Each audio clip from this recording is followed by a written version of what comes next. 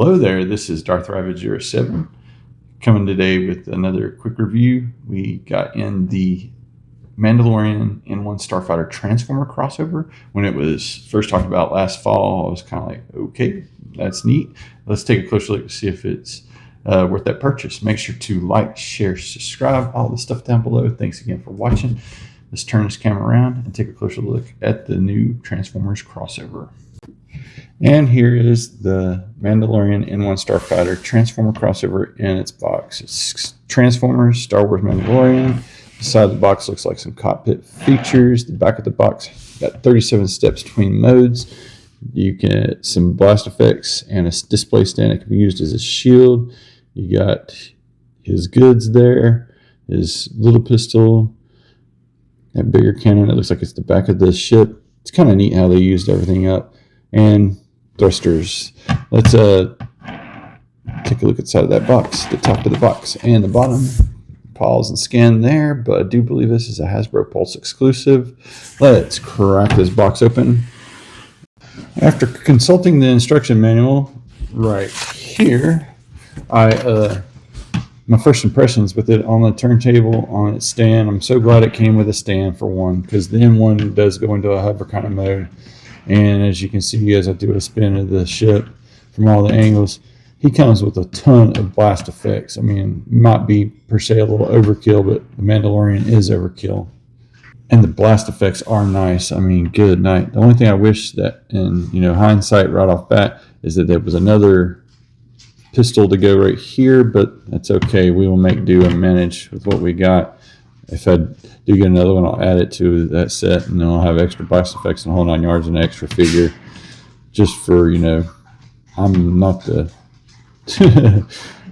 easiest. I lose stuff easily. I don't keep up with things as time and stuff passes on. So anyway, looks really, really impressive. Let's do a different configuration of the blast effects as afterburners, just showing how he can really get scooting there with all the modifications to the N1 after they took the old N1 and made it his, or the Razor Crest 2.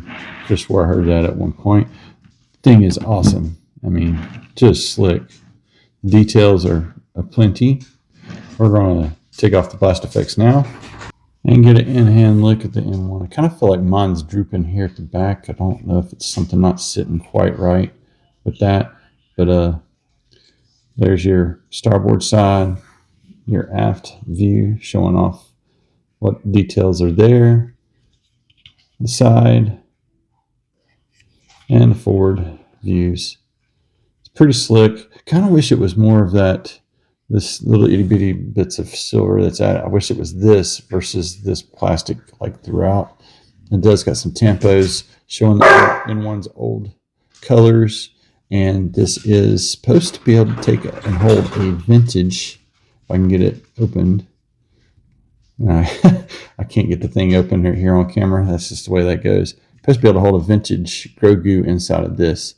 Cockpit is really good and filled in.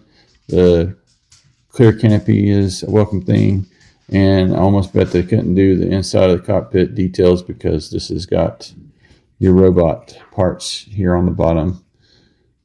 And for the most part, they hid everything else really, really good, considering that flying Transformers usually don't look as sleek and feel that great in hand. The only negative to the vehicle mode is the lack of landing anything. So if you don't have this display stand, it doesn't sit totally flush there, unless I just don't know something. I didn't see it in the instructions, and looking at it, I didn't see anything else. But there's your look at everything that it comes with one more time, and a lot of accessory parts counts to help bolster that $50 price point there. Say it's about a Voyager with some extra stuff, and they did that whole markup thing. I'm not a fan of, but glad we have another Transformers crossover. Let's get him over in robot mode and take a closer look. And a closer look at Grogu's cockpit, or a astromech. Probably one of those might fit up in there. Don't think that this will come off. Well, it might. I don't see a pin through it, so you could probably even put your R5D4, I do believe is the one that he had. Anyway, really, really, really nice. Now let's get him in robot mode and see how cool that is. And here is Mando in his robot mode, guys. He is actually holding the base of the display stand for the jet mode. And if you look really close, you can see the...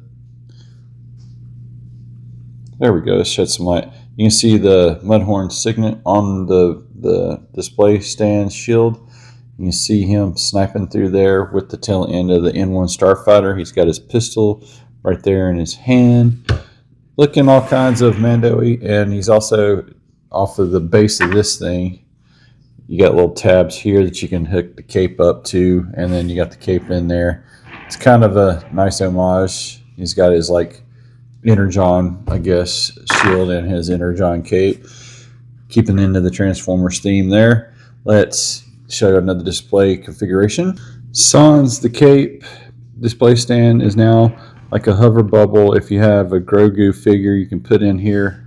There you go. I feel like for the price of this thing, it would have...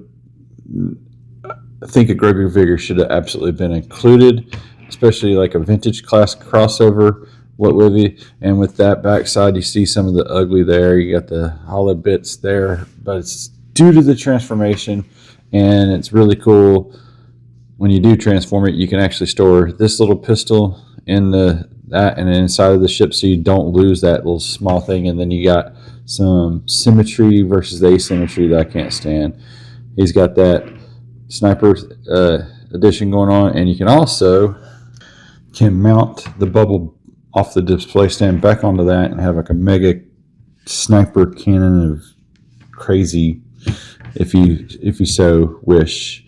And with the crazy, you can add some blast effects. Mando is famous for his pew-pewage, and I absolutely love that you get the storage there on the side there. That is awesome. Let's go through some articulation after Ryder disrupts my videoing of this figure. Another awesome configuration is you can have Grogu and Mando defending the Mudhorn signet with the ultimate pew-pew of doom there. They got to defend their signet. And what a fun mode that is. I'm so sorry, I couldn't help myself. You can get him using his Phoenix armor with the blast effects, flying along and pew-pewing everything in sight. I do wish that he can... As we're getting into articulation now, let me stop goofing off here. Wish that could move on back that way. Let me unarm him and unblast effect him real quick. To go into that articulation, let's get this over here on the side.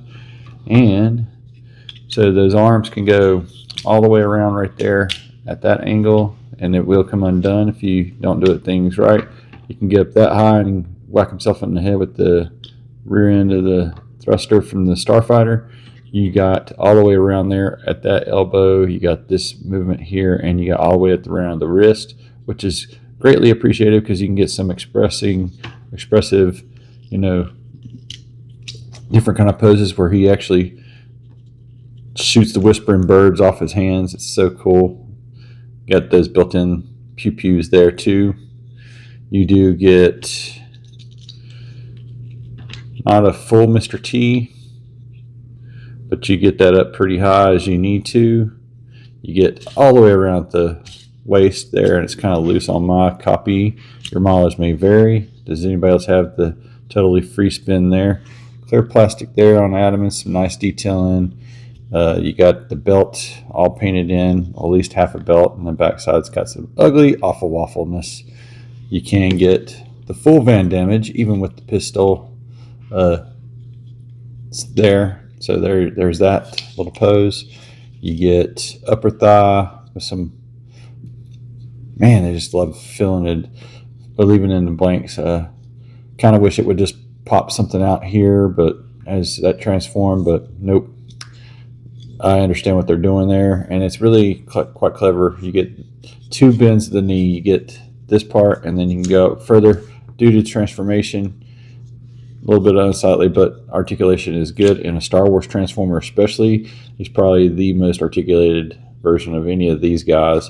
looks pretty good for the most part, and they did tend to fill in the lower half of the legs and the back end there, and ankle rockers and some up and down due to transformation. So that's about going to do it for Mando, his robot mode, and all that jazz. I'm trying to think, is there anything else outside of that? I just really kind of wish that there was a pew pew there. Let's get this guy into some final thoughts. Some final thoughts on Mando. He's an awesome Transformers crossover, not without, the obvious hollowness in certain spots, but and a parts former. But I mean, you can still do some fun things with it. And for Star Wars and Transformers fans, we actually get a pretty decent crossover.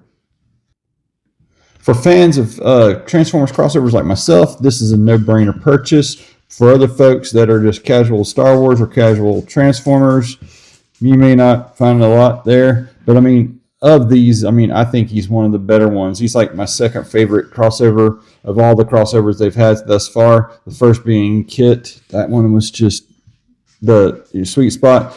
Being original molds, my hat's off to you for doing original molds and giving it really good articulation. The thing I don't like is that for parts counts and being short of the little man, for $54, you could have certainly tossed in one of the vintage class Grogu's that could have fit in there so easily. That said, if, like I said, you're a fan of crossovers, it's a no-brainer idea. And for others, meh. Thanks again for watching my channel. Make sure to like, share, subscribe, all the stuff down below. Thanks again for watching. And that's going to do it for the N1 Transformers crossover. Y'all have an excellent week out there. Stay safe until all are one. May the Force be with you all, always.